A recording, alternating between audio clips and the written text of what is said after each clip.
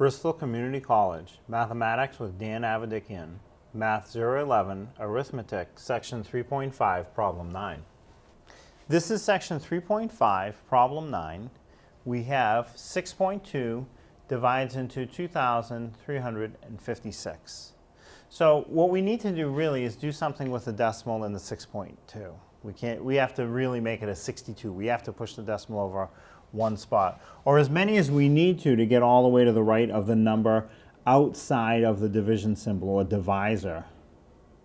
So if I pull that over one spot, the decimal for the number under the division symbol or dividend has to go over the same number of spots. So if it's one spot out in front, it's got to be one spot underneath. There's no decimal written the way the problem originally appears, so you can assume it's at the end, at the far right.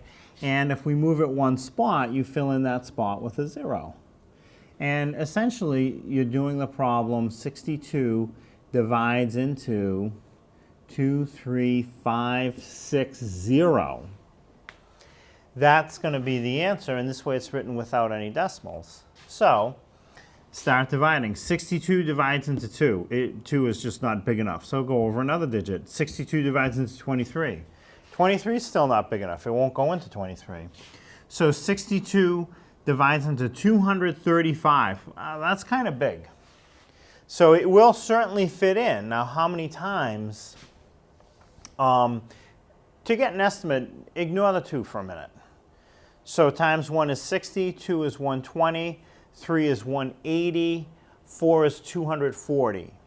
240 goes too far. So it's got to be 3. So that gives me an estimate to get started with. And then I'll get a more exact answer as I start writing it. But I know it'll go in approximately 3 times. So now I start to multiply. 3 times 2 is 6. Then 3 times 6 is 18.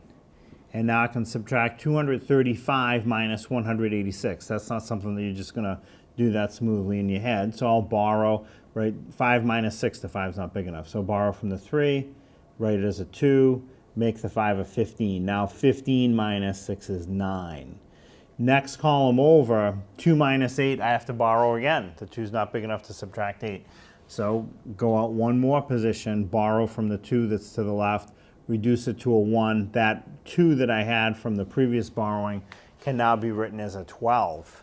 Now 12 minus 8, that'll go. That's 4. In front of it, 1 minus 1, that just cancels off basically. So now I have 49. So now what I want to do is bring down the next digit. 6, put it next to the 49. So I have 496. I want to divide 62 into 496. Again, those numbers are getting too big to just look at. It's not like 6 goes into 15, how many times you can get close. 62 into 496. So again, ignore the 2 briefly. Just use 60 as an estimate. 160 is 60. 2 60s, 120. 3 60s, 180, still not big enough.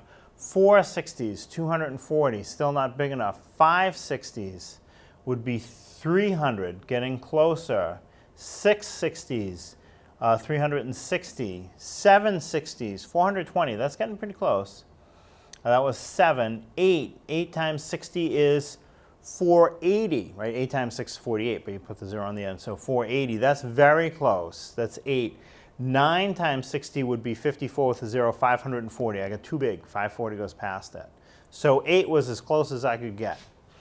So I'll put an 8 and then multiply and get an exact number. I was getting an estimate.